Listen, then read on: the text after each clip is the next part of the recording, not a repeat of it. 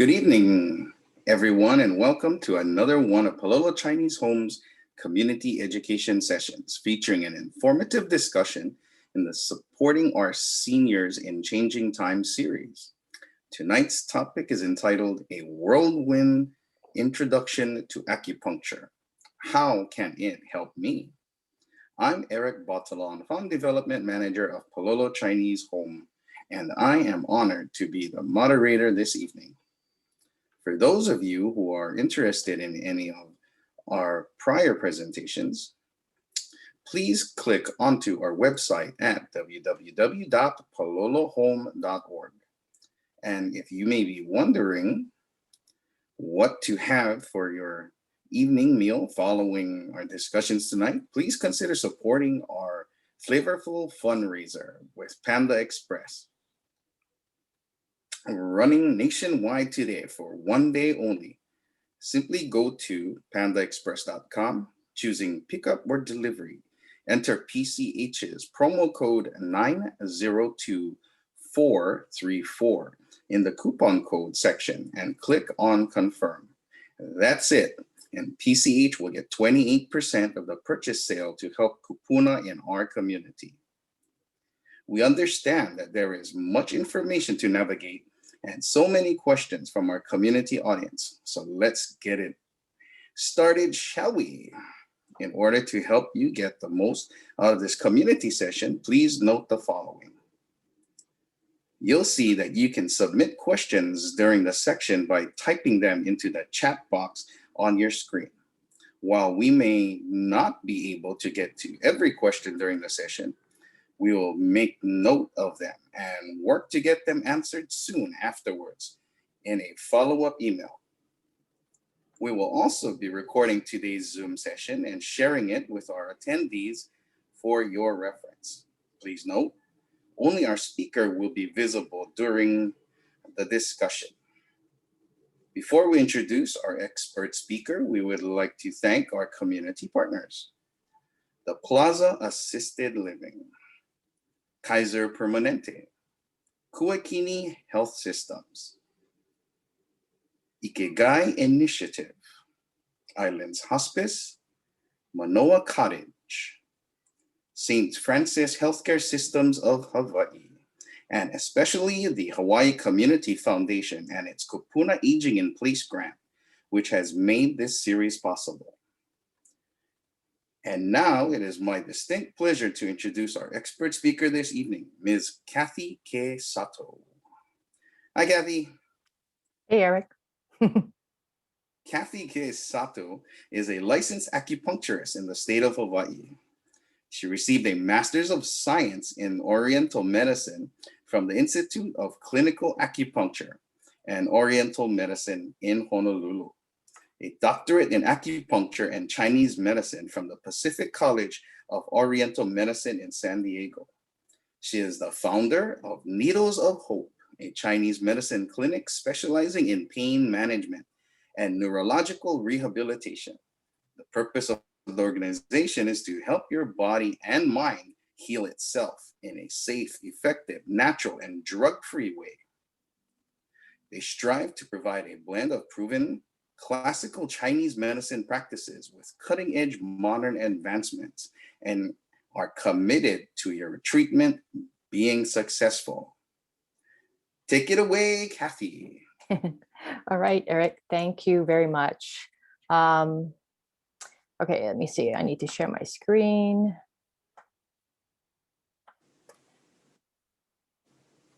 Okay. Here we go. So welcome, everyone. Happy New Year, Kuni Fa Choi, or in Mandarin, Xinyan Kuai Le. So welcome to a whirlwind introduction to acupuncture. How can it help me? I'm Kathy K. Sato from Needles of Hope. And what I'd like to do today is to take you on a little tour through acupuncture land. So let's see, how do I do this? Okay. So before we begin, I need to just say a couple of disclaimers. First of all, the following information is not intended to diagnose, treat, cure, or prevent any specific diseases or medical conditions. Please consult a licensed healthcare practitioner before beginning any natural, conventional, or alternative treatment or protocol. And I think the third disclaimer is going to be, don't try any of this at home. So these are the topics that I'll be covering today. We'll start off with what is acupuncture. We'll follow up with the history of acupuncture. How does acupuncture work? We will compare Chinese medicine to Western medicine, go through some conditions that acupuncture can help with, and then we'll go through some acupuncture styles and how we can improve on the styles. And then we'll finish up with a case study so that we can actually see acupuncture in action. So I'll just go through this. Eric sort of covered this already, but Needles of Hope is a Chinese medicine clinic specializing in pain management and neurological disorders. Our focus is to bring balance back to your body and to help your body heal naturally in a safe, effective, and drug-free way. And the way that we differentiate ourselves from other healthcare professionals is that we apply a blend of classical Chinese medicine practices together with cutting-edge modern advancements. So this allows us to, number one, increase our effectiveness. Number two, get quicker results. And number three, we have happier patients. Okay, so let's start with a broad overview in case there's someone in the audience that has no idea what acupuncture is all about. So I'm going to do this slide. I'm going to delve into just a little bit of history, and we'll come back to this slide and I'll go through each of these bullet points one at a time. So what is acupuncture? So acupuncture is an ancient form of healthcare that originated in China more than 2,500 years ago. It involves inserting very thin metal needles into the skin at precise points. There are 365 acupuncture points on 14 meridians. These pathways or meridians, I guess, create an energy flow through the body that is responsible for our overall health. When there's any disruption in this energy flow or qi, this can then cause disease. So QI is pronounced qi, so just like kimchi. So just some broad talking points on acupuncture history. So around 6,000 BC, sharpened stones and long sharp bones were used. Zooming forward in time, let's see the Iceman who died around 3,300 BC was found with 61 tattoo marks along meridians. The interesting thing is that he was found on the Austrian-Italian border, which makes us ask, were they all Chinese then, right? Or was everyone using acupuncture at that time? Earliest documentation of acupuncture procedures was found in 100 BC in the Yellow Emperor's Classic of Internal Medicine. Zoom forward again to the Ming Dynasty, 1368 to 1644. Modern acupuncture was described in the Great Compendium of Acupuncture and Moxibustion. Again, zoom forward, now it's 1949. The communist government revives acupuncture, and acupuncture research institutes were established throughout China, and acupuncture actually became available in hospitals.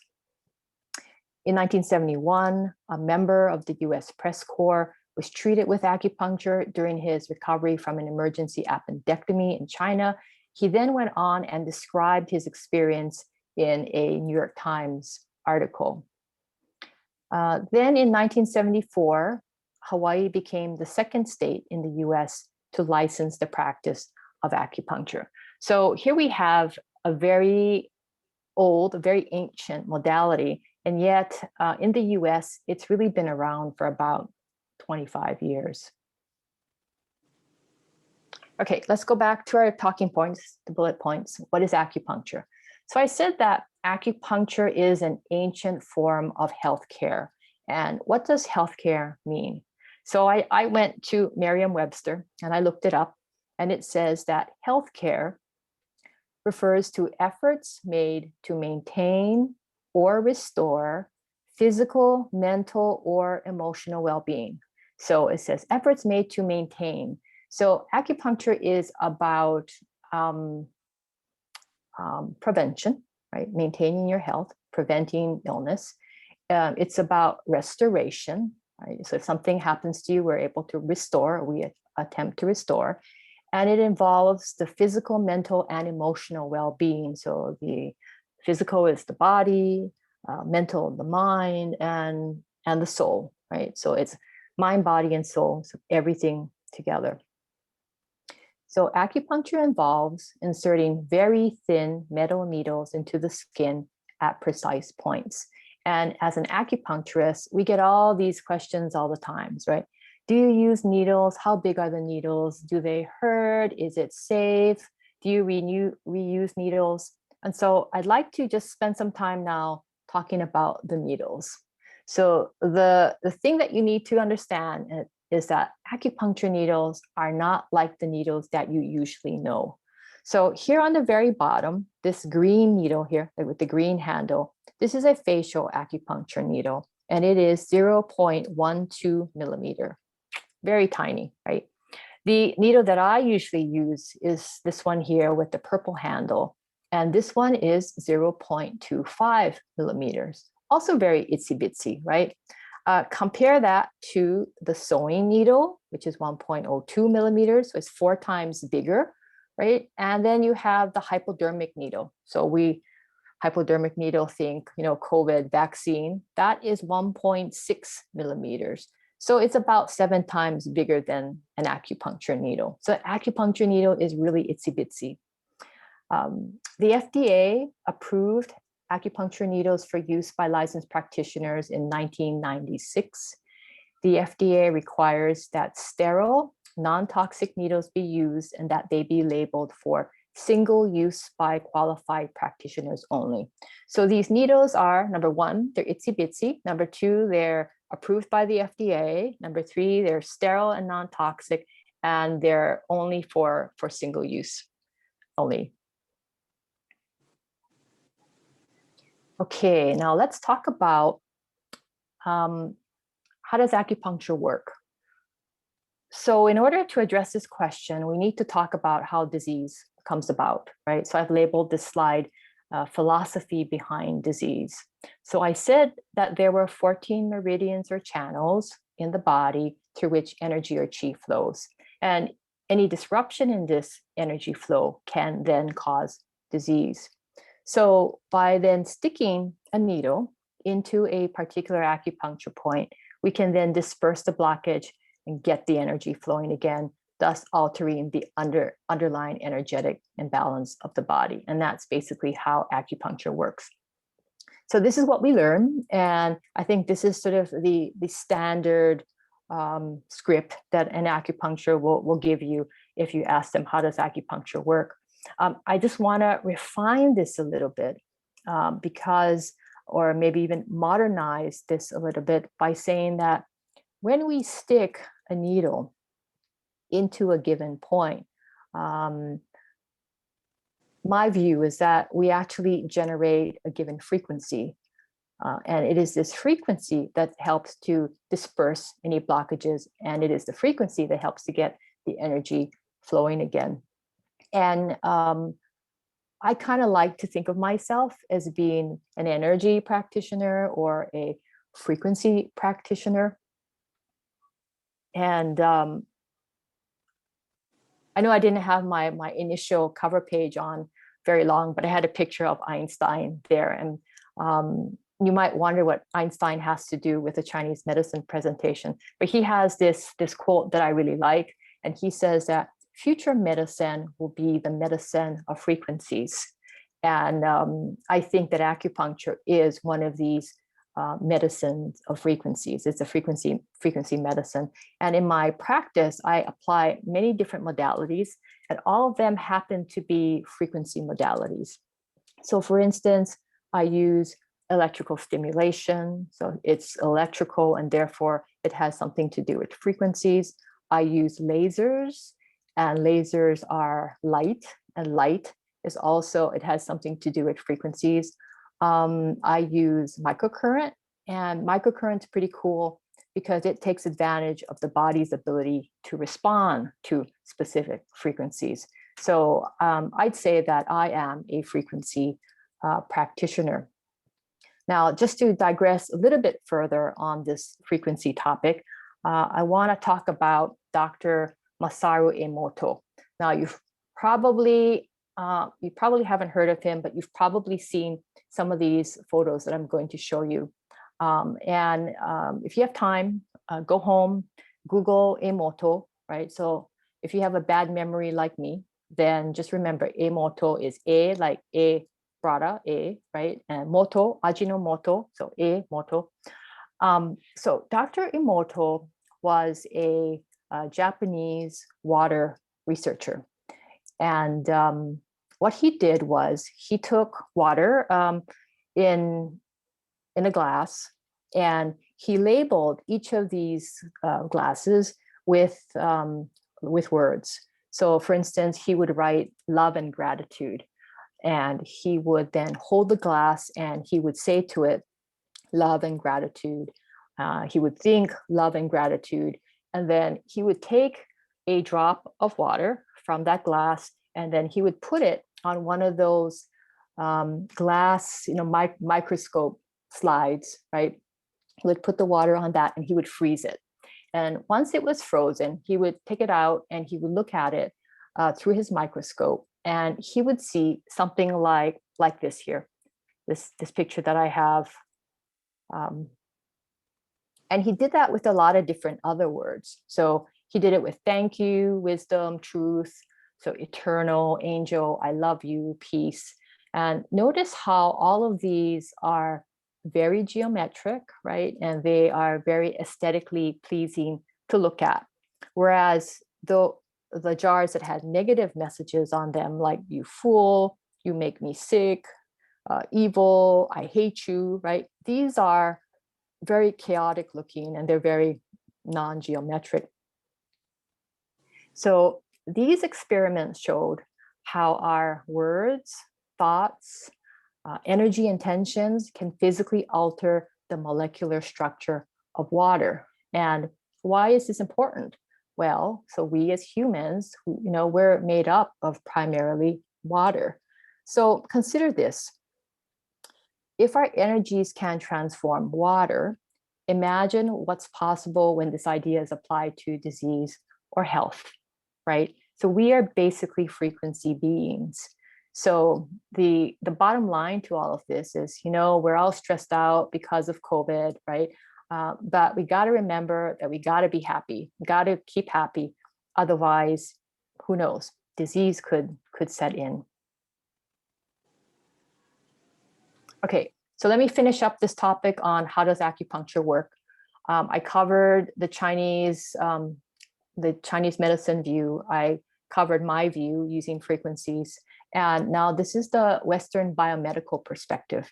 And they say that acupuncture is believed to stimulate the central nervous system by releasing chemicals into muscles, spinal cord, and brain. These biochemical changes stimulate the body's natural healing abilities and promote physical and emotional well-being. I buy that. That's pretty good. So I have covered a lot of information, and I just want to present it to you in a very academic style so that you can do a proper compare and comparison. So here on the left-hand side, this is the biomedical column, and on the right-hand side, this is the Chinese medical column. So biomedicine uses science to understand disease, right? Of course, we use science, right, to understand disease. The Chinese model, however, uses philosophy to understand disease. Okay, remember we said we have these energy channels, and when the energy channels are disrupted, then we have disease, okay? The biomedical model focuses on structure and mechanism. The Chinese medicine model focuses on function and balance. The biomedical model focuses on biochemistry, while the Chinese medicine model focuses on bioelectricity. The biomedical model focuses on disease management, while the Chinese medicine model focuses on healthcare, meaning on maintenance and restoration. And then finally, the Western model focuses on a mind-body dualism. So mind exists, body exists, right? But they kind of exist separately, whereas the Chinese medicine model focuses on the mind, body holism. So they exist together. So, all right, so that brings us to the end of the first section of this presentation. And now I'm going to move into the topic, what can acupuncture help with? So it can help with preventative issues. So if you get a chance to see an acupuncture on a regular basis, the acupuncturist can help you to maintain your health. But acupuncture is very good for other things. So it's great with pain. So neck pain, shoulder pain, back pain, wrist, knee, hip, foot pain, arthritis, nerve pain. It's getting more and more complicated, right? Fibromyalgia, complex regional pain syndrome, or Ehlers-Danlos syndrome, EDS. Acupuncture can also help with healing and repair.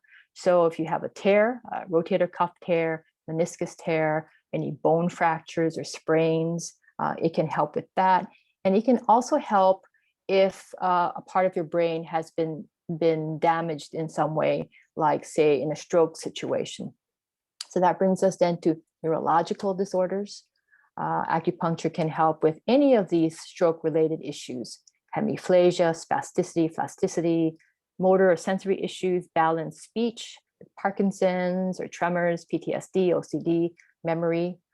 Acupuncture can help with emotions. So in Chinese medicine, different organs are, or different emotions are connected to different organs. So grief is connected to the lung, anger is connected to the liver, fear is connected to the kidney, worry and anxiety are connected to the spleen, stomach, and joy is connected to the heart. Let's see, what else?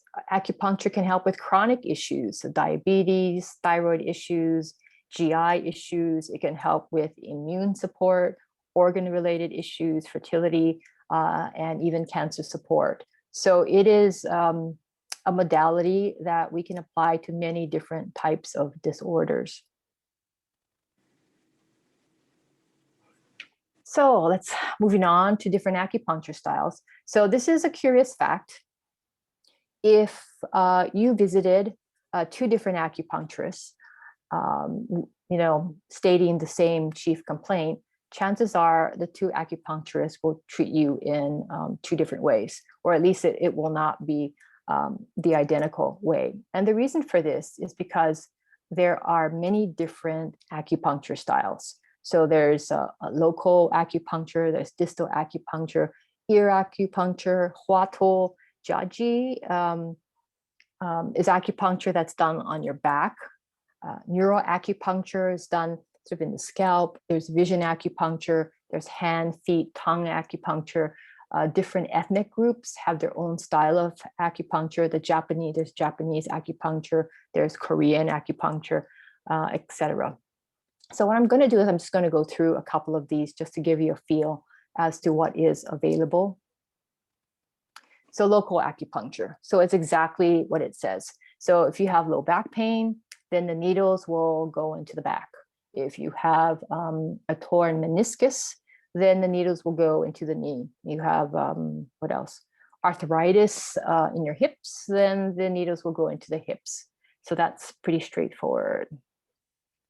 Then there's distal acupuncture. So distal acupuncture involves placing the needles distally, so away from the site of discomfort. Here's a picture of Dr. Tan. He is the developer of the balance method, which is a distal style. And he describes distal acupuncture in this way. He says you can walk up to the light bulb. So you put the light bulb in to turn it on, or take the light bulb out in order to turn it off. Or you can flip the switch. So we needle where the switch is. So here's an example of a distal point. This point is called Hagu, so large intestine 4. And this point can be found in the fleshy part of the hand between the index finger and the thumb. And in general, this point can help with anything above the collarbone, so like that. So I've written here that it's good for disorders of the face and the sense organs. So it can help with headaches, eye disease, nosebleed, nasal congestion, toothache, swelling of the face, loss of voice, deafness, tinnitus. The point can also be used to promote menstruation and induce labor. So if you're pregnant, this is not a good point to use because it can actually induce labor. This is also a good point to relieve pain. I'd say this is probably probably the first point people will think of when it comes to relieving pain. Large intestine 4 has been used for acupuncture anesthesia for open heart surgery in China. So, the doctors doing the open heart surgery, acupuncturist is on the side, just basically stimulating the point like this. In fMRI studies, when this point is stimulated, it has been shown that it activates the periaqueductal gray area of the brain, and that's really the area responsible for pain modulation. So it's a pretty remarkable, right? The Chinese managed to figure all of this out. Okay, another style is ear acupuncture. This is a pretty modern style. So this was developed in the mid-20th century by French physician Paul Nogier. And Dr. Nogier noticed a scar on the upper ear of some of his patients who had been treated for sciatica. And the point is right here. I'm not sure if you can see my arrow, but it's right here. His son says that it was a witch that was treating these people because she was going around and cauterizing this point, so basically burning that point. And by doing that, she was able to get rid of their sciatic pain. So anyway, Dr. Nogier said, okay, so this point here is the lower back. So where's the rest of the spine, right? And so over time, he figured out that the spine is right here. I hope you can see my arrow, right? It's on the edge here of the inner ear. And then he tested other points and found out that, oh, this area here on the earlobe is the face, right? So you have the eye, the face, the ear, the lower jaw, upper jaw. If we come down here, if this was the lower back, then this area here must be the hips, right? And then the thigh, the knee, the leg, the ankle, the feet, and then the toes here.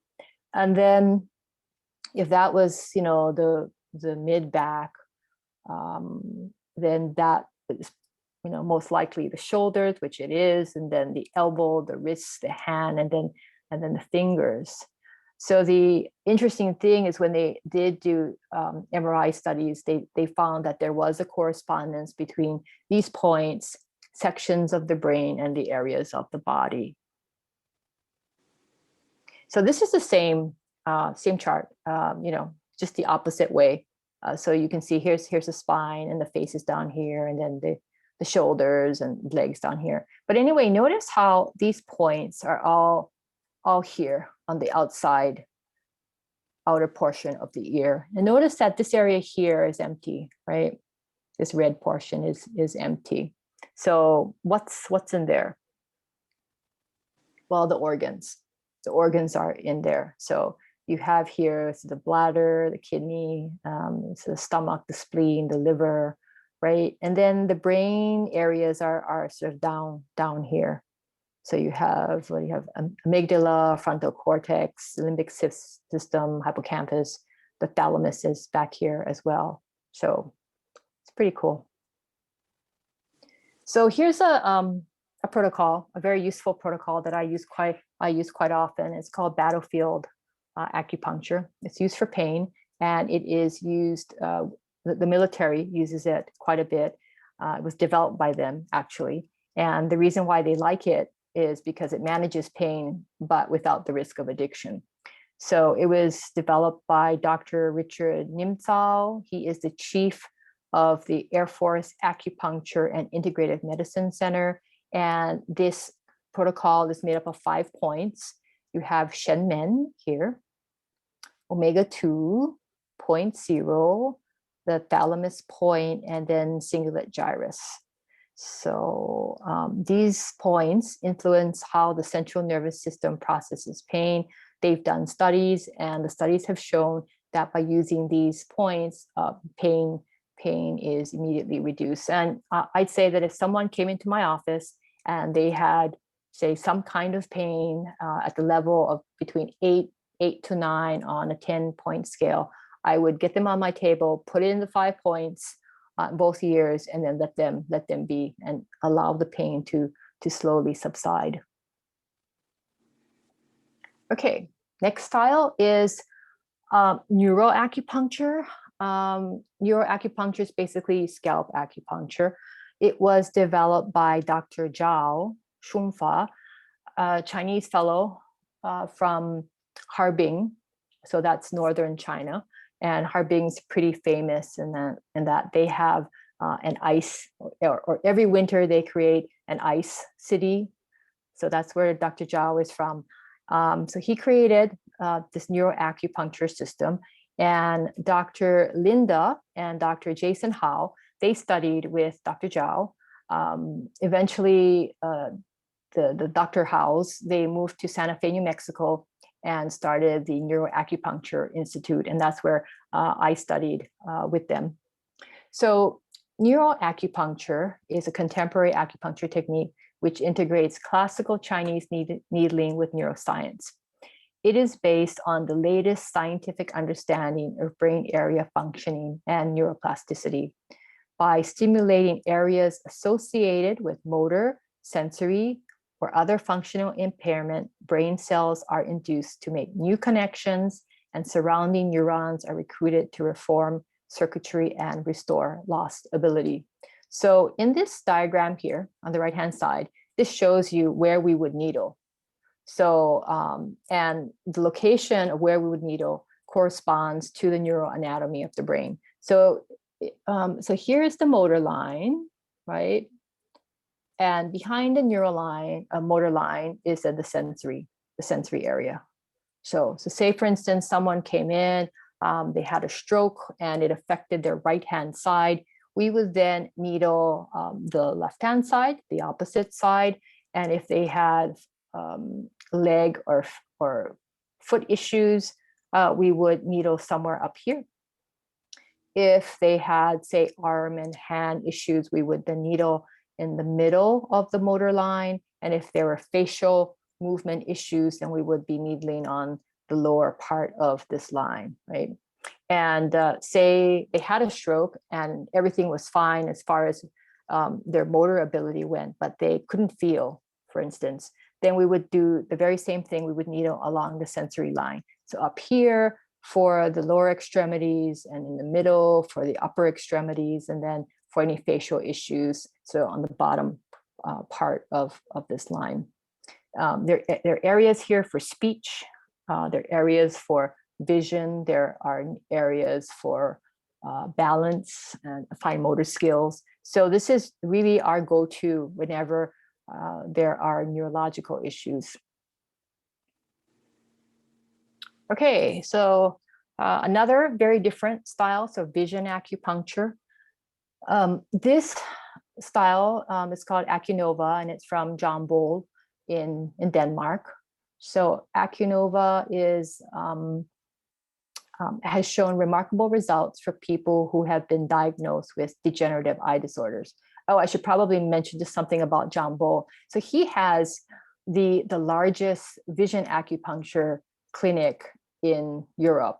I want to say he has the largest clinic in the world, but I don't really know what's happening in China. But he definitely has the largest vision acupuncture clinic in Europe. And the thing is, he doesn't live in Copenhagen. He lives like 2 hours north by train.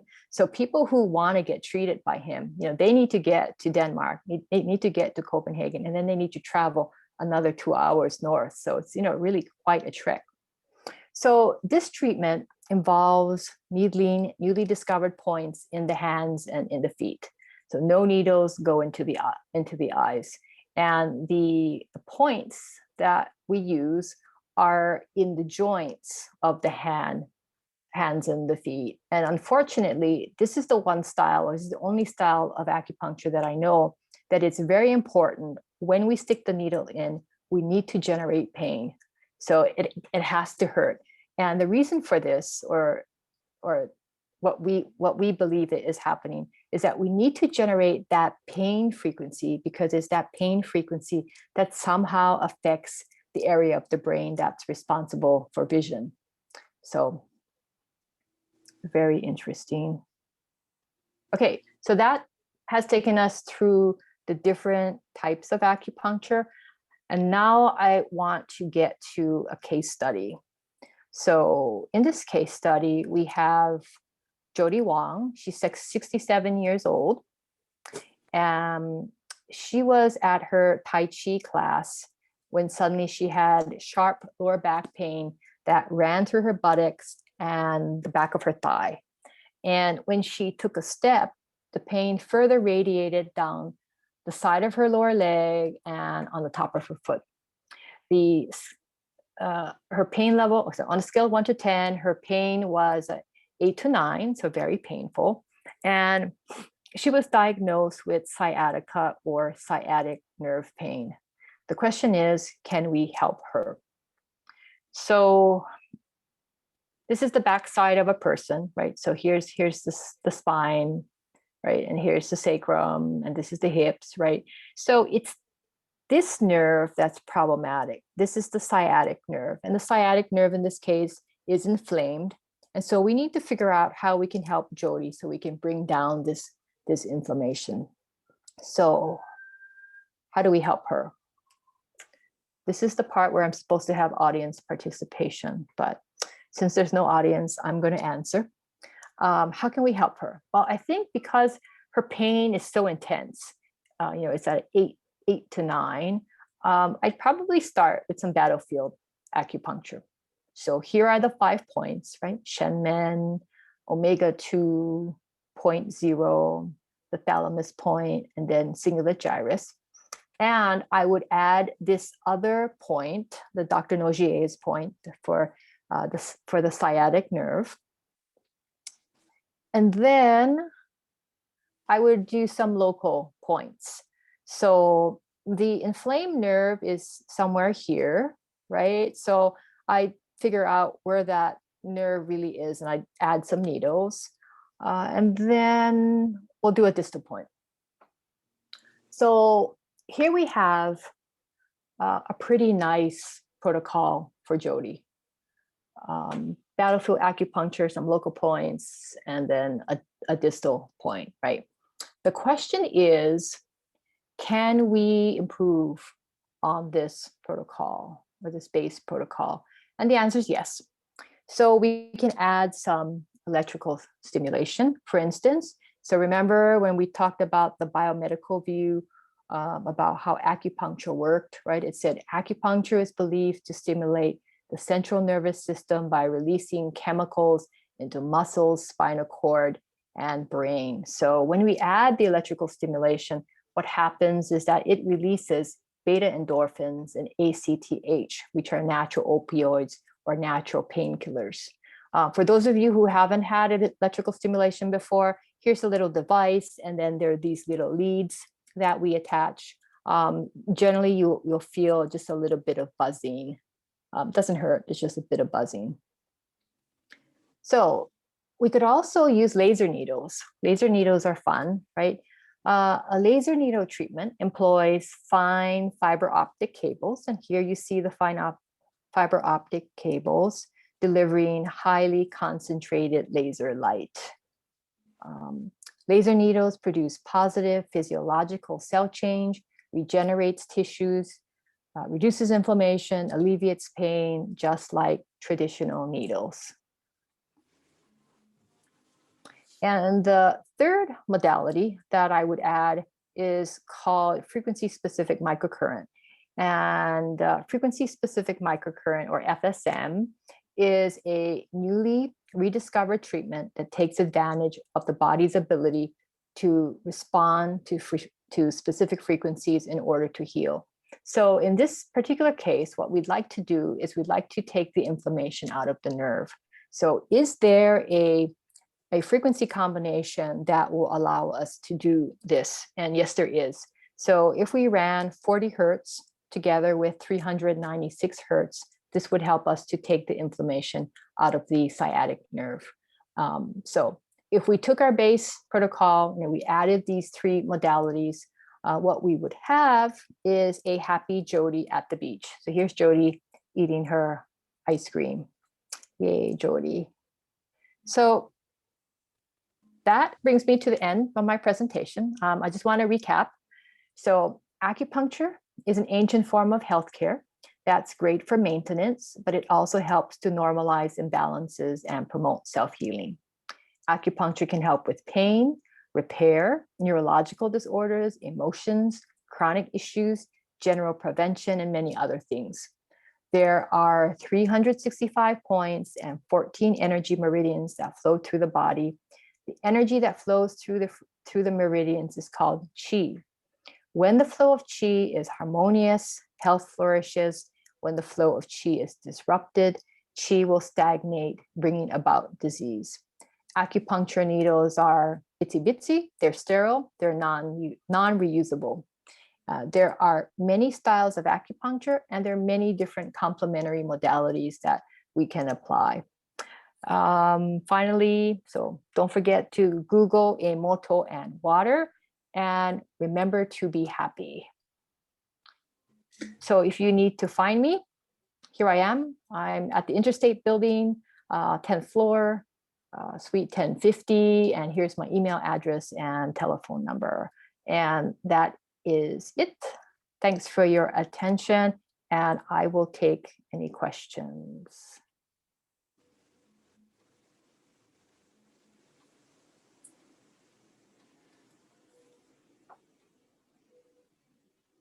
Great job, Kathy. So, Kathy, can you hear me? I can, yeah. Okay. I can. I thought maybe I was on mute.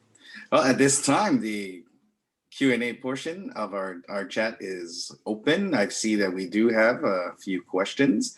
So Kathy, if you don't mind, we'll fire off a couple of these questions. Okay. And you can take it away. Only easy questions.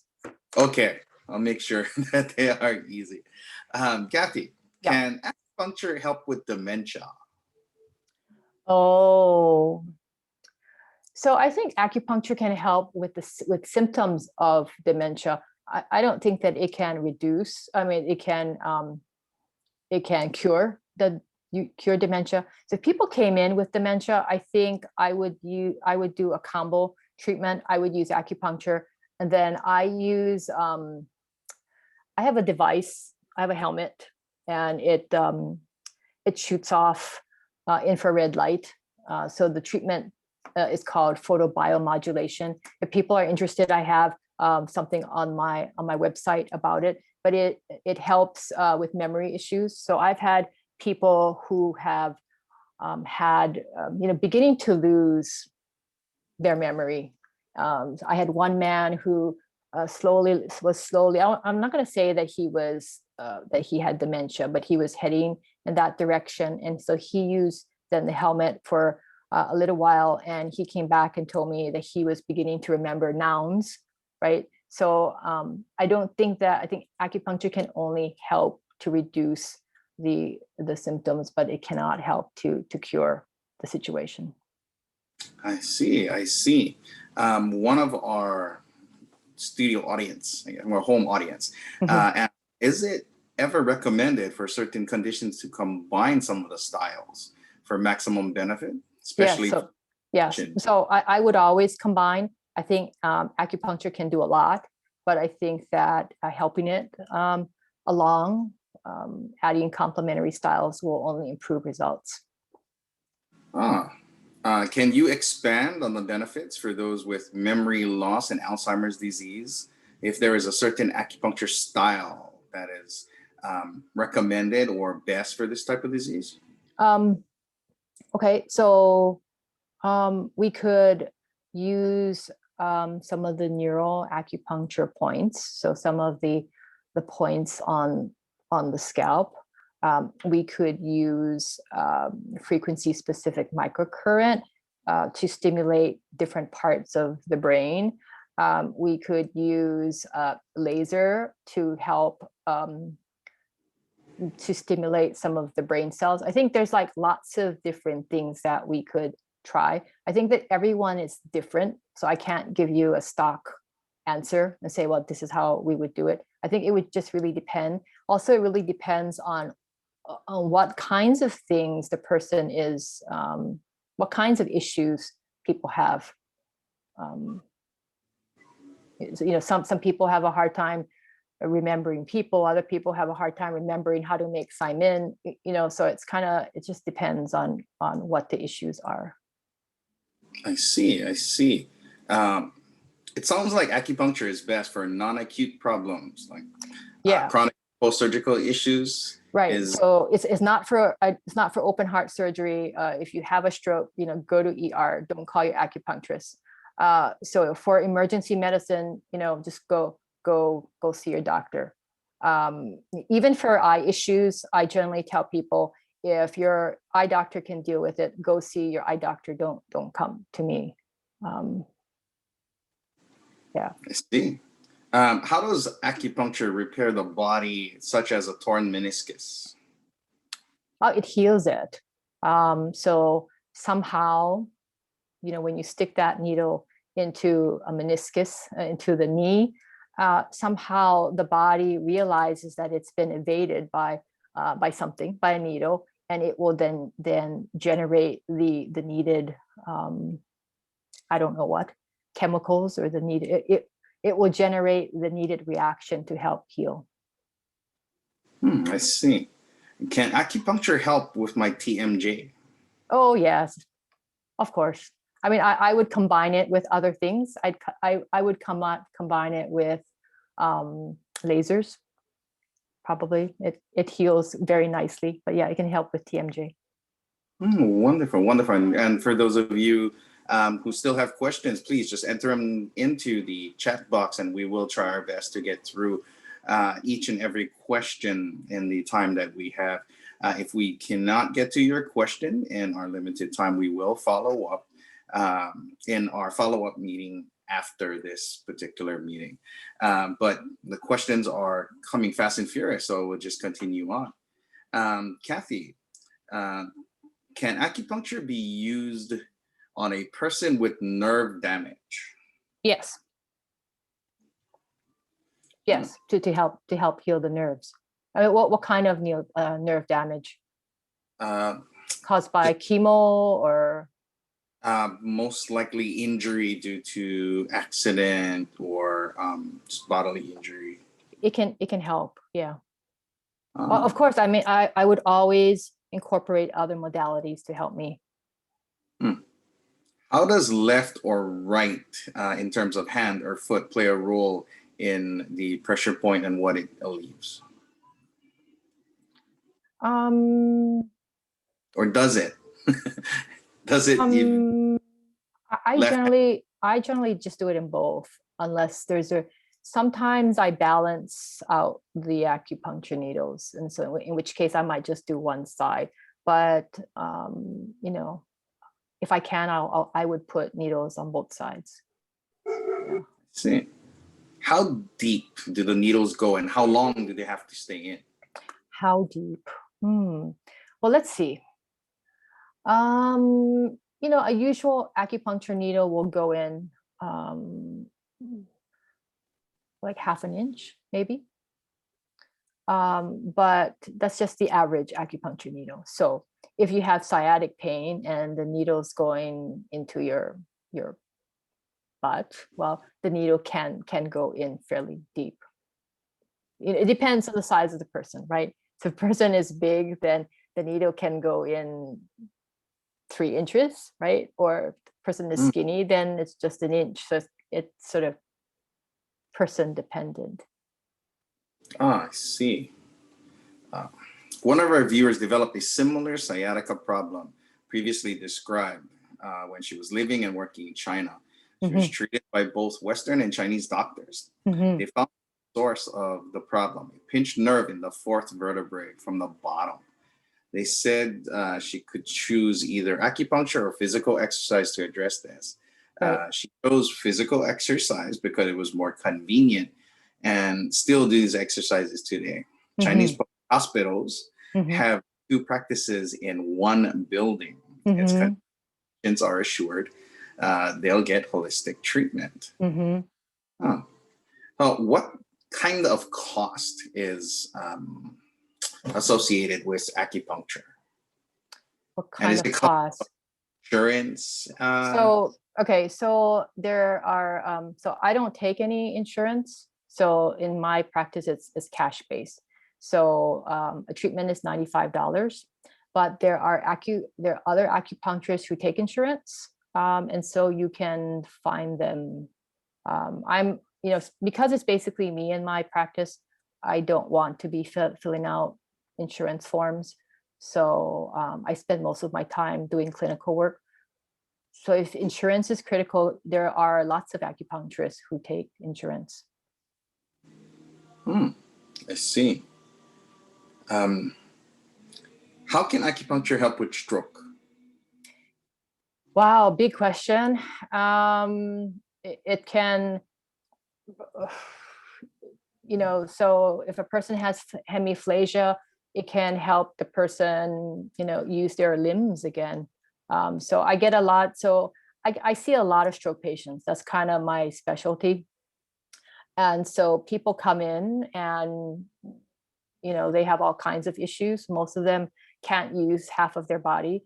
And so my job is to figure out how I can actually get them moving again. So this is a tough issue because a lot of doctors think that, you're not going to get better. So they don't give the positive reinforcement, which I think is really critical because I think everybody can get better because of neuroplasticity, right? I mean, just do the exercises, work with your acupuncturist, and just keep going because you can get better. So as far as stroke goes, the acupuncture will help with the paralysis. It will help with the spasticity, right? Because people have a lot of spasticity, and that's really about taking out the blockages in the spine, right? So we can help with spasticity. People cannot swallow. Don't think that that's just going to happen by magic. That has to, someone needs to work with the patient so that they can swallow again. Balance, vision, all of these things. Someone needs to help them. I personally think physical therapy works, but it's just a little slow. And if you combine the acupuncture with it, the recovery is a lot faster. I see. Here's a timely question, especially now. How can acupuncture help with COVID recovery? COVID recovery. Oh, that's a hard one because it really depends on what the symptoms are, right? I can say that with the COVID shots, I've been kind of careful. I do get a lot of people coming in saying that, oh, I took my COVID shot and can you boost my immunity? I've just been kind of careful because the shots are supposed to do something, and rather than interfere with that, because I can work on their immunity, but I'm not sure what's going to happen if I start to support their immunity. Do I mess the vaccine up? So I usually wait a couple of weeks and then I treat. So. I see. Once again, Kathy, how can we contact you? How can you contact me? Well, I don't know. I can give you my address again. So I'm in the Interstate Building, Needles of Hope. You can look me up, or you can call Eric. Yes. And what's that website address once again? Is www.needlesofhope.com. Thank you, everyone, for all of your great questions, and we apologize for not able to get to every one of them at this time. For more information, as Kathy alluded to, you can contact her on the web at needlesofhope.com, or yet you can contact me via email, and I can put you in contact with. Oh, now I can see. Now I can see the questions. Oh, I see. Yes, we can help with diabetes. It's much faster if I was reading this, right? Oh, but then it wouldn't be as genuine in the conversation. Thank you again, Kathy, our expert speaker this evening, for all of the wisdom that you have shared. I want to extend my gratitude to you all, as well as Kathy, in our viewer audience this evening. Thank you for joining us this evening, and for those of you who entrust us at Palolo Chinese Home with the care of your loved ones. Also, remember, you still have time to support our one-day fundraiser with Palolo Chinese Home and Panda Express nationwide. All you need to do is simply go to pandaexpress.com, choose pickup or delivery, enter PCH's promo code of 902434 in the coupon code section, and click on confirm. That's it, and PCH will get 28% of the purchase sale to help our kupuna in the community.